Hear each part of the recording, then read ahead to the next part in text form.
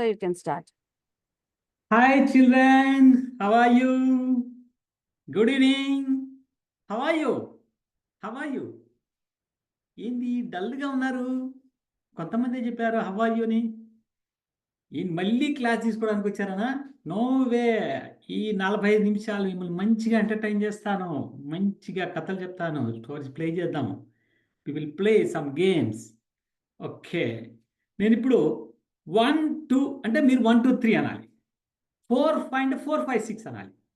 1 2 4 5 1 2 4 5 1 2 4 5 1 2 1 2.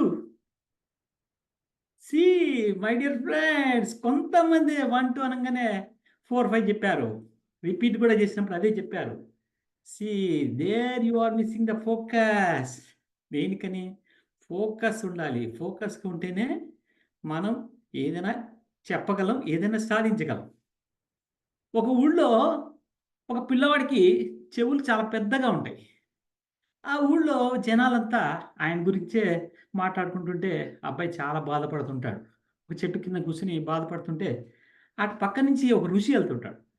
ఆ ఋషి వెళ్తూ, బాబు ఏంటి నువ్వు ఎందుకు బాధపడుతున్నావు అంటే, అయ్యా నాకు ఈ చెవులు చాలా పెద్దగా ఇచ్చాడు దేవుడు, మరి దానివల్ల నాకు అందరూ నా గురించి చమత్కారంగా మాట్లాడుకుంటే నాకు చాలా బాధగా ఉందని చెప్తాడు. అప్పుడు నువ్వు ఒక పని చెయ్యి, నీకు పరిష్కారం చెప్తాను అని ఒక కుండనిస్తాడు. కుండనిచ్చి ఆ పక్కనే ఉన్న నదిలో ఆ నీళ్లు నింపుకొని రా అని చెప్తాడు. ఆ నీళ్లు నింపుకొని వచ్చాక ఈ కుండలో ఉన్న నీళ్లు ఒక్క చుక్క కూడా తగ్గకుండా ఈ ఊళ్ళో మొత్తం తిరుగుతూ నువ్వు మళ్ళీ తెచ్చి నాకు ఇవ్వాలి అంటాడు. అప్పుడు ఆ అబ్బాయి అట్లాగే ఊళ్ళో మొత్తం తిరిగి కుండను తీసుకొని ఇస్తాడు. ఇచ్చాక ఒక్క చుక్క నీరు కూడా పోలేదు గురుగారు, నాకు ఇప్పుడు పరిష్కారం చెప్పండి అంటాడు. ఇప్పుడు నువ్వు బయటికి వెళ్ళినప్పుడు ఎవరైనా నీ గురించి ఏమైనా మాట్లాడుకున్నారా అని అడుగుతాడు. ఎవరేం మాట్లాడలేదండి అంటాడు. ఎందుకని? నువ్వు కుండ పైనే నీ కాన్సన్ట్రేషన్ పెట్టావు, నీరు పోకుండా ఉండాలని. నువ్వు ఇక్కడికి వచ్చే వరకు అంతే. నీ పని పైన నువ్వు, లక్ష్యం పైన నువ్వు కాన్సన్ట్రేషన్ పెడితే నీకు ఎవరు ఏమనుకున్నా నీకేం గుర్తురాదు. స్వామి వివేకానంద గారు ఒకసారి జపాన్ వెళ్తారు.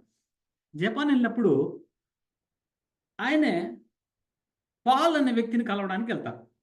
ఆయనే వెళ్ళినప్పుడు ఒక గంట ముందు ఒక అపాయింట్మెంట్ ఇస్తారు. అక్కడ అపాయింట్మెంట్ ప్రకారంగా మనం వెళ్ళాల్సి ఉంటుంది. అపాయింట్మెంట్ ఇస్తే ఆ టైంకు ఒక 1 అవర్ ముందే వెళ్తారు. అయితే ఆ పాల్ చెప్తాడు, పక్కనే ఉన్న లైబ్రరీకి వెళ్ళి కూర్చొని మీరు కొంత టైం స్పెండ్ చేయండి, మీకు వచ్చి కలుస్తానంటాడు. అయితే వివేకానంద గారు ఒక పెద్ద బుక్ తీసుకుని దాన్ని స్టడీ చేస్తూ ఉంటారు. ఇంతలో పాల్ వస్తాడు. పాల్ వచ్చి అతన్ని పక్కనే నిల్చుంటాడు. కానీ వివేకానంద గారు అబ్జర్వ్ చేసినట్టు కూడా ఉంటారు. ఏంటి నేను వచ్చినా కూడా నన్ను పట్టించుకోలేదు అని అతను ఫీల్ అవుతాడు పాల్. అన్నప్పుడు నేను ఈ పుస్తకంలో కాన్సన్ట్రేషన్ ఉన్నాను, నేను అందుకుని అబ్జర్వ్ చేయలేదు, సారీ. అయితే నేను ఒక క్వశ్చన్ అడుగుతాను, 212వ పేజీలో ఏముంది చెప్పు అని అడుగుతాడు. అప్పుడు వివేకానంద గారు 212 కాకుండా 211 13 11 12 3 చెప్తారు. అంటే see how focus he was. పిల్లలు, మనం లక్ష్యం అనేది నిర్ణయం చేసుకోకుండా ప్రయాణం చేస్తే టికెట్ లేని బస్సు ప్రయాణం లాగే. ఎక్కడికి వెళ్ళాలి, ఏ ఊరు వెళ్ళాలి నిర్ణయం లేకుండా మనం ఎక్కడికైనా వెళ్ళగలమా? ఆటో ఎక్కుతాం, ఎక్కడికి వెళ్ళాలి అడ్రస్ చెప్తాం కదా. అట్లాగే మీ లక్ష్యం, మీ లైఫ్ ఏంటి, ఈ లైఫ్లో ఏం లక్ష్యం అనేది నిర్ణయించుకుంటేనే అప్పుడు మనం ఖచ్చితంగా గమ్యానికి చక్కగా చేరగలం. స్మార్ట్గా ఉన్నారు మీరంతా. స్మార్ట్గా ఉన్నప్పుడు స్మార్ట్ గోల్స్ కూడా ఉండాలి. స్మార్ట్లో స్పెసిఫిక్. మీరు మీ గోల్ స్పెసిఫిక్గా ఉండాలి. మీరు ఏం అవ్వాలనుకున్నారు? పెద్ద ఇంజనీరా, పెద్ద డాక్టరా, ఒక ఎంటర్ప్రెన్యూరా, మరి ఒక బిజినెస్ మ్యానా అనేది నిర్ణయం చేసుకోండి. అది దానికోసం ప్రయత్నం స్టార్ట్ చేయండి. మిజరబుల్గా ఉండాలి. దాని ప్రయత్నంలో నువ్వు పార్ట్ వైజ్గా మీరు స్టడీస్ చేస్తున్నారు, subjects everyday revision, weekly once revision, quarterly once. Exams కోసం ప్రిపేర్ కాకుండా ఎగ్జామ్స్ ముందు నుంచే మన ప్రిపరేషన్ ఉండాలి. అచీవబుల్, అది మనం అచీవ్ అయ్యేటట్టుగా ఉండాలి. అచీవ్ కానీ పెద్ద గోల్స్ తీసుకొని డిసప్పాయింట్ కాకూడదు. రిలయబుల్, అది నమ్మశక్యంగా ఉండాలి.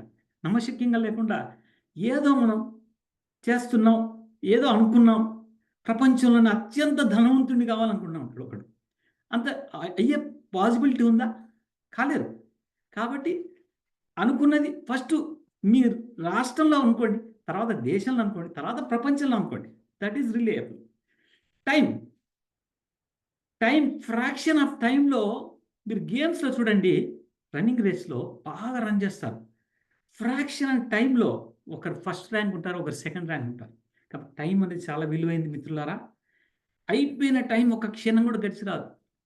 ఒక 50 ఏళ్ళ వ్యక్తిని నీకేం కావాలంటే, నాకు 25 సంవత్సరాల టైం కావాలి, ఆరోగ్యం కావాలని అడుగుతారు. ఎందుకంటే గడిచిన సంతోషాన్ని ఆరోగ్యంగా ఉండి నేను పొందగలుగుతానేమో అని ఆశతో. అందుకని టైం అనేది చాలా విలువైంది. ఈ టైంలో మీ తల్లిదండ్రులు చాలా కష్టపడి మిమ్మల్ని చదివిస్తున్నారు. ఆ కష్టాన్ని మీరు ఇష్టంగా చదవండి.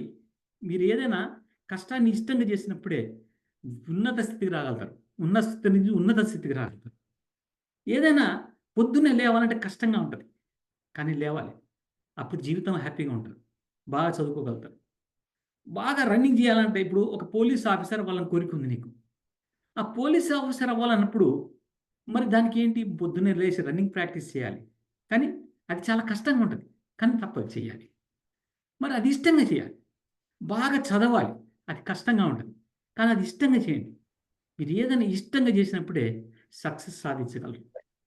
మిత్రులారా, మీ తల్లిదండ్రులు మీకోసం ఎంతో కష్టపడుతున్నారు.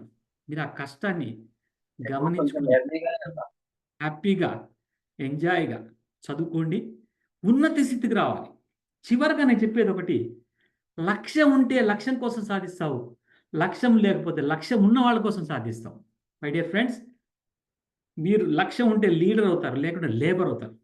I wish you all the best. Thank you friends.